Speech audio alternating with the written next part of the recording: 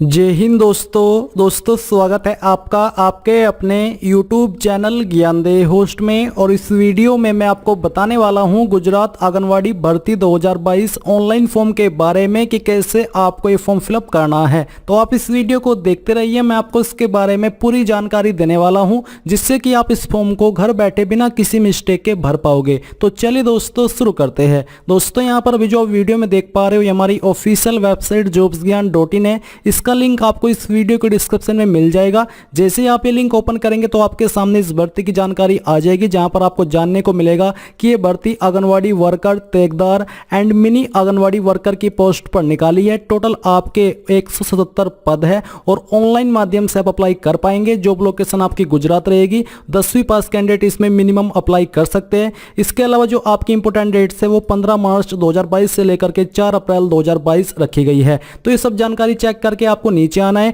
और यहां पर अप्लाई ऑनलाइन लिंक इसके ऊपर क्लिक करना है। इसके ऊपर क्लिक करने के बाद आपके सामने कुछ ऐसा इंटरफेस आ जाएगा जहां पर आप लोग आपकी जो डिस्ट्रिक्ट वाइज है उसका जो पीडीएफ है देख सकते हैं कि उसके लिए कितनी वैकेंसी निकाली गई है। डिटेल्स में जानकारी आप यहां पर चेक कर सकते हैं। जब आपको लगे कि आप इसमें पूरी तरीके से एलिजिबल है अप्लाई करने के लिए, तब आपको जिस भी डिस्ट्रिक्ट के लिए आपको अप्लाई करना है उसके सामने जो अप्लाई का लिंक है उसके ऊपर क्लिक करना है। तो चलिए मैं यहां पर इसके ऊपर क्लिक करता हूं। सभी पर अप्लाई करने का तरीका सेम रहेगा। फिर आपके सामने यहाँ पर इंस्ट्रक्शंस आ जाएंगे, आप इनको अच्छे से रीड कर लीजिए और इन्हीं के अकॉर्डिंग आपको फॉर्म को भरना है। इसके बाद यहाँ पर आप आई एग्री के ऊपर क्लिक कर दीजिए। अब गाइज मैं आपको बताना चाहूंगा अनअकैडमी के बारे में, जो कि इंडिया का लार्जेस्ट लर्निंग प्लेटफॉर्म है। और यहाँ पर दोस्तों अगर आप आईएएस का ड्रीम देख रहे हैं तो आप इसको अनअकैडमी के साथ में पूरा करें, क्योंकि यहाँ पर आपको काफी सारी चीजें बेस्ट वे में मिलती है। आपको यहाँ पर उन फीचर्स के बारे में जानकारी दी गई है। इसके अलावा अगर आप किसी भी अतिरिक्त जानकारी को जानना चाहते हैं तो आप इस नंबर पर कॉल करके जानकारी ले सकते हैं।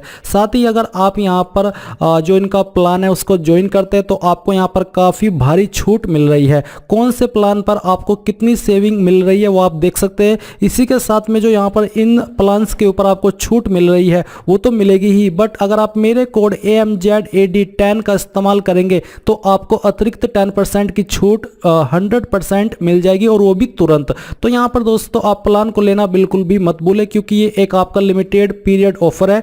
वीडियो के डिस्क्रिप्शन में आपको लिंक दिया है, आप उस लिंक का इस्तेमाल करके इसको ज्वाइन कर सकते हैं।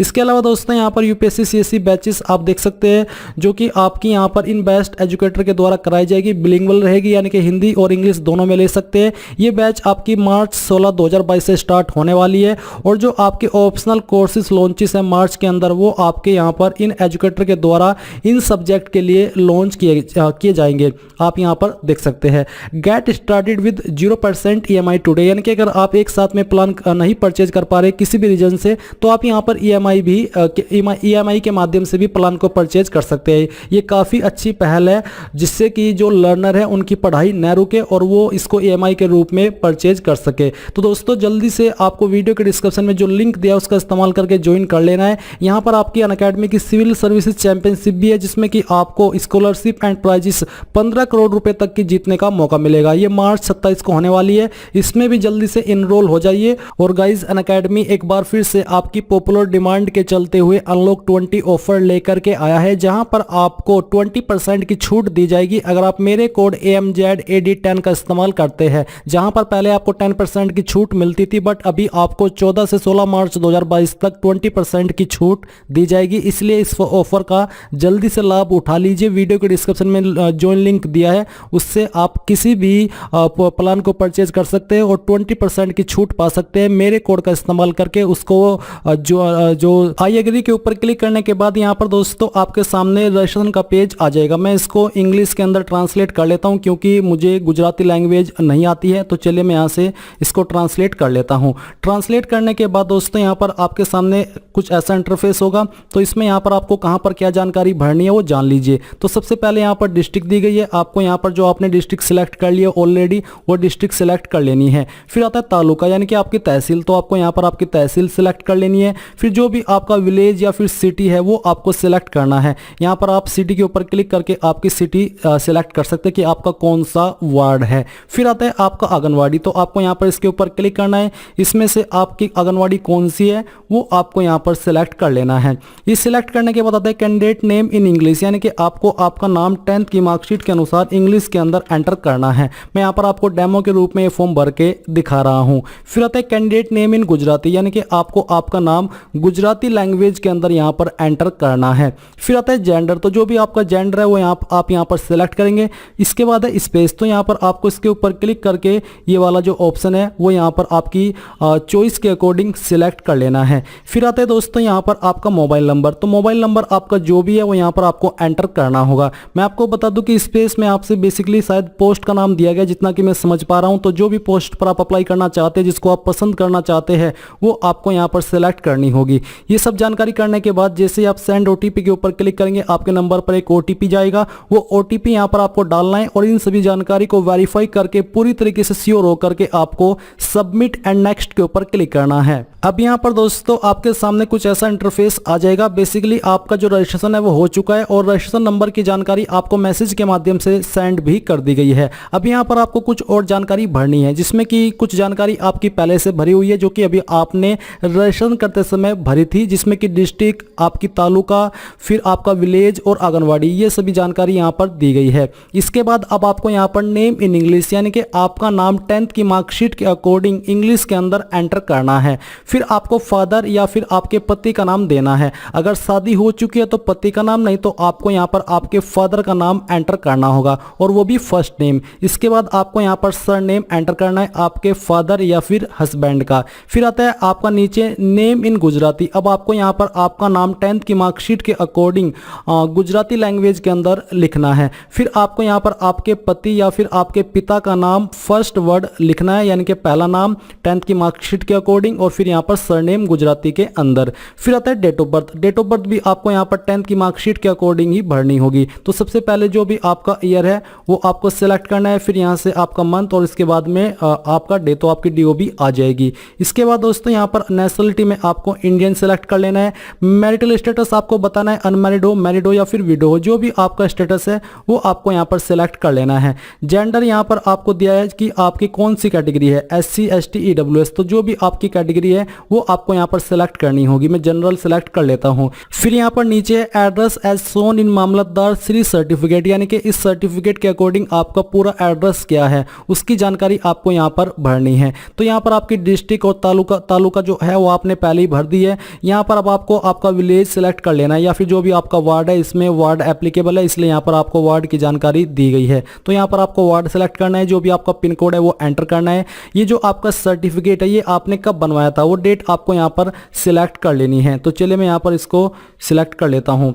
ये हमने यहाँ पर सिलेक्ट कर लिया है। सिलेक्ट करने के बाद में यहाँ पर दोस्तों इस तरफ आप देखेंगे कि आपका कोरस्पोंडेंस एड्रेस है, यानी कि प्रेजेंट एड्रेस। तो जो भी आपका प्रेजेंट एड्रेस है वो यहाँ पर आपको भरना है। डिस्ट्रिक्ट यहाँ से आपको आपकी सिलेक्ट कर लेनी है। ये सिलेक्ट करने के बाद यहाँ पर जो आपकी तालुका है वो आपको सिलेक्ट करनी है। फिर यहाँ पर आपका जो विलेज है वो आपको सिलेक्ट कर लेना है, पिन कोड यहाँ पर डाल देना है और अपनी ईमेल आईडी यहाँ पर एंटर करनी है। ये एंटर करने के बाद यहाँ पर इन दोनों के ऊपर टिक कीजिए, और टिक करने के बाद जो भी जानकारी आपने इस सेक्शन के अंदर भरी है उनको चेक करके सबमिट एंड नेक्स्ट के ऊपर क्लिक करना है। अब यहाँ पर दोस्तों आपकी जो जानकारी है उससे हो चुकी है स्टेप 2 की। अब यहाँ पर आपको आपकी क्वालिफिकेशन की जानकारी भरनी है। तो मैं आपको बताता हूँ कि कहाँ पर आपको क्या जानकारी भरनी होगी। तो चलिए दोस्तों यहाँ पर इसको भी भर लेते हैं। तो यहाँ पर सबसे पहले है आपका स्टैंडर्ड 10th, यानी कि मिनिमम क्वालिफिकेशन, कम से कम आपका 10वीं पास होना जरूरी है। तो यहाँ पर आपको क्या करना है, टाइप ऑफ मार्क्स के अंदर सेलेक्ट करना है कि आपके नंबर किसके अंदर थे, परसेंटेज या फिर मार्क्स। तो यहाँ से मैं परसेंटेज सिलेक्ट कर लेता हूँ।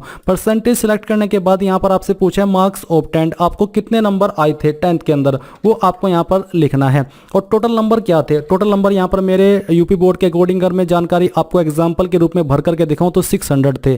तो आपको यहाँ पर वो नंबर डालने जो कि टोटल थे, उसमें से जो आपको आए थे वो मार्क्स ऑब्टेन्ड के अंदर आपको लिखना है। एग्जामिनेशन बोर्ड, आपने किस बोर्ड के द्वारा आपकी 10th की थी उस बोर्ड का नाम आपको लिखना है।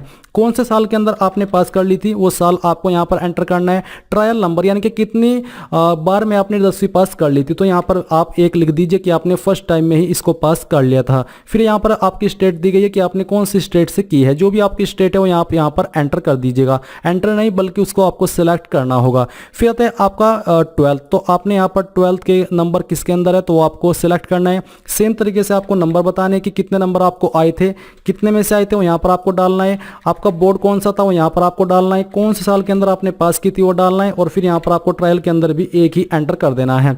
इसके बाद यहाँ पर आपको स्टेट सेलेक्ट करनी होगी। नीचे यहाँ पर अन्य क्वालिफिकेशन भी है, अगर आप ये देना चाहते तो ये भी दे सकते हैं, वैसे कंपलसरी नहीं है, कंपलसरी आपकी कम से कम 10th है। इसके बाद आपको अब नीचे जानकारी को वेरीफाई करके सबमिट के ऊपर क्लिक करना है। अब यहाँ पर दोस्तों आपकी जो क्वालिफिकेशन की जानकारी है वो सेव हो चुकी है, और जो क्वालिफिकेशन की जानकारी सेव करने में मुझे प्रॉब्लम आई हो मैं आपको भी बता दूं, तो इसमें जब आप लोग अपने नंबर 10th के एंटर करते हैं तो आपके सामने एक एरर आता है कि जो आपकी 10th की परसेंटेज है वो 15% से ज़्यादा नहीं होनी चाहिए। जी हाँ, आपने सही सुना, 10th में आपके 15% से ज़्यादा नहीं होना चाहिए, ऐसा एरर वेबसाइट के ऊपर आ रहा था। तो मुझे लगा कि ये कुछ ऐसा टेक्निकल एरर होगा, बट जब मैंने इसमें जो परसेंटेज है वो एग्जाम्पल के रूप में घटा करके एंटर करके देखी और फिर सबमिट किया तो यहाँ पर आप आगे बढ़ गए। इसका मतलब ये है कि इसमें 10th फेल कैंडिडेट अप्लाई कर पाएंगे, क्योंकि जो लोग 10th पास है और उनकी परसेंटेज हायर है उनको प्रॉब्लम इस फॉर्म को भरने में होने वाली है।